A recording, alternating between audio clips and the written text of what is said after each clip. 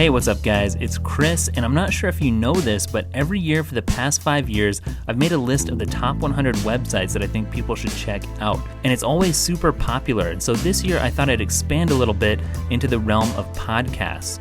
So I made a list of the top 100 podcasts of 2016 that I think you should check out, and I've curated that down to my top 10 for this video.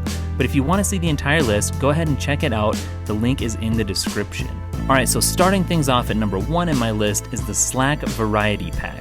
Now, if you work in an office or you've ever worked in an office, then this podcast is a must.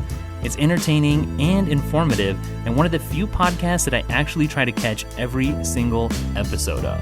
Now, my second favorite podcast is Design Matters from Debbie Millman.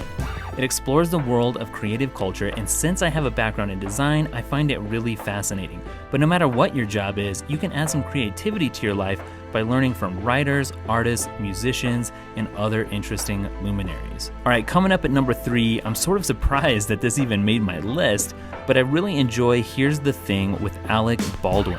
He talks to some really interesting people that frankly I'd never come in contact with normally, but as a YouTuber, the Hollywood insights in particular are really fascinating to me.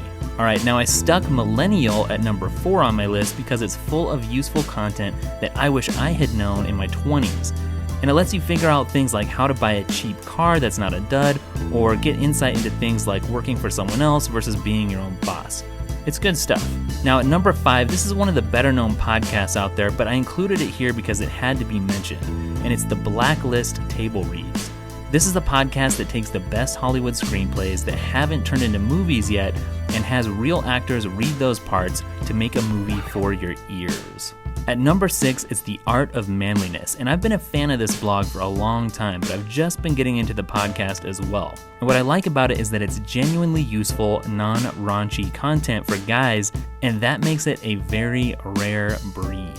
Now on the lighter side of things is Ear Biscuits at number 7, which comes to us from Rhett and Link. Now if you just want to laugh more, then this is the podcast that you need in your life. And I'm not 100% sure that this is still going, but the archive will definitely keep you entertained for a very long time. Alright, here's another well-known podcast that certainly deserved a mention in the top 10, and that's The Nerdist, which comes in at number 8.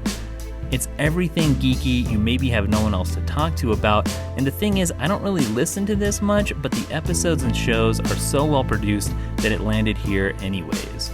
At number 9, it's the Dorm Room Tycoon, and if you run a business or you're thinking about starting one, this is a must listen.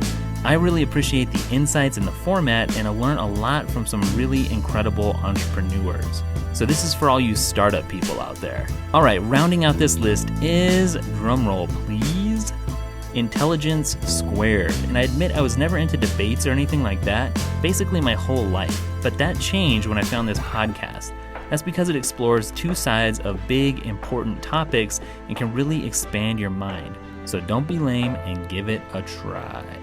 So that's it for this shortened version of the full top 100 list, which you can see at dailytech.com. So check the link in the description, and be sure to check out some of the other top 100 lists that I've created this year, including the top 100 websites, gadgets, apps, and more of 2016. All right, I'll catch you guys in the next video. Later.